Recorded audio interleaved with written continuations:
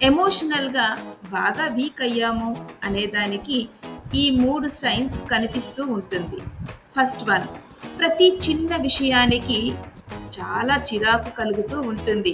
గతంలో కంటే ఎక్కువ సహనం కోల్పోతూ ఉండేది మీకు తెలుస్తూ ఉంటుంది. ఇక రెండవది, మీకు ఎంతో ఇష్టమైన విషయాలు లేక వస్తువులు ఇప్పుడు ఎంతో బోరింగ్‌గా అనిపిస్తుంది. ఇంతకు ముందు ఉండే ఎమోషనల్ అటాచ్‌మెంట్ ఇప్పుడు ఉండదు. ఇంకా మూడోది, చిన్న చిన్న పనులు కూడా చాలా కష్టంగా అనిపిస్తూ ఉంటుంది. ప్రతి నిర్ణయాన్ని వాయిదా వేస్తూ ఉంటారు. అలసట తీరాలంటే బ్రేక్ అవసరం కదా! అది ఏం తప్పు కాదండి. ఒక బ్రేక్ తీసుకుంటే మానసికంగా శక్తి పుంజుకుంటుంది. దయచేసి ఎమోషనల్‌గా స్ట్రాంగ్‌గా ఉండేదానికి ప్రయత్నించండి.